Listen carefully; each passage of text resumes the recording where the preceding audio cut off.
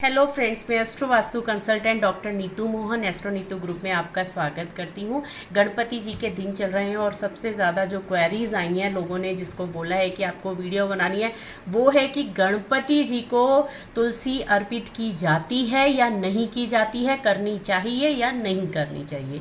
तो देखिए, श्री गणेश पुराण में और श्रीमद् भगवत पुराण के अनुसार मैं आपको एक कथा सुनाती हूँ।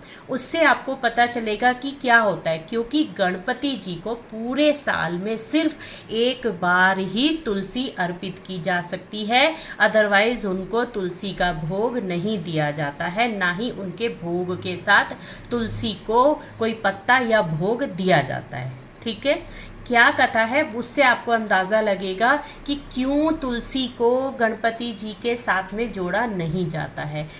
तुलसी माता एक बार क्या हुआ, ब्राह्मण के लिए निकली और वो अपने वर को ढूंढने के लिए निकली। उन्होंने देखा जंगल के अंदर गणपति जी तपस्या कर रहे हैं और उन्हें गणपति जी अच्छे लगने लगे। उन्होंने गणपति जी को डायरेक्ट विवाह का प्रस्ताव दिया। गणपति जी ने उस प्रस्ताव को मना कर दिया कि नहीं, मुझे विवाह नहीं करना है। ये सुन के तुलसी माता ने गणपति जी को श्राप दिया कि आपके एक नहीं दो दो पत्नियां होंगी। इसको सुनने के बाद गणपति जी को गुस्सा आया और उन्होंने रिवर्ट में तुलसी को श्राप दिया कि तुम अगले जन्म में असुर कन्या बन के पैदा होगी और एक वृक्ष का रूप लोगी। ये सुनकर तुलसी रोने लगी। तो यह गणपति जी ने जब देखा कि ये रो रही हैं तो उन्होंने क्या करा, उन्होंने अपने श्राप को आशीर्वाद के रूप में परिवर्तित करा।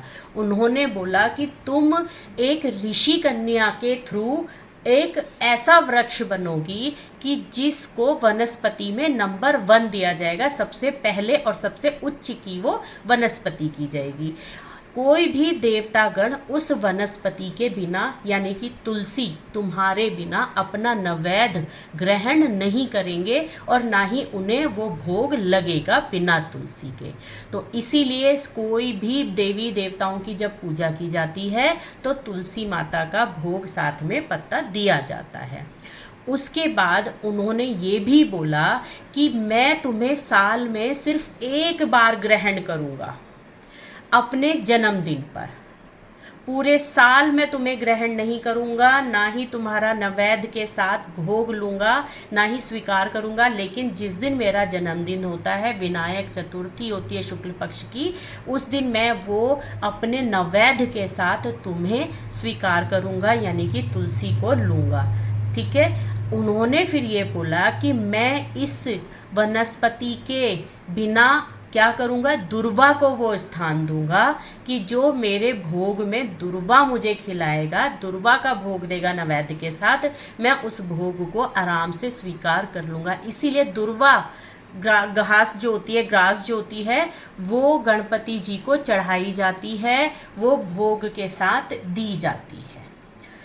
इन दोनों में इस कथा के अनुसार गणपति जी सिर्फ एक दिन, अपने जन्मदिन वाले दिन, जो ये अभी विनायक चतुर्थी गई है, इस दिन ही भोग ले सकते हैं, अदरवाइज नहीं ले सकते हैं।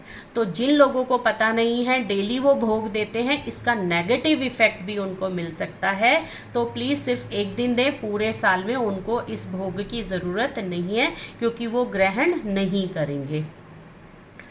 एक छोटी छोटी सी ये कथाएं होती हैं, क्योंकि हम ये सब पढ़ चुके हैं तो हमें क्लियर है। लेकिन अगर आपको क्लियर नहीं है, जैसे मेरे पास अभी आपने बहुत सारी क्वेरीज भेजी कि आप प्लीज़ हमें बताइए, तो ऐसे कोई और भी चीज़ अगर आपको क्लियर नहीं है तो वो पूछ सकते हैं। बेटर ये होगा गलत करने से रिज़ल्ट भी गलत ही आएगा। इसी के साथ मेरी ये वीडियो यही समाप्त होती है।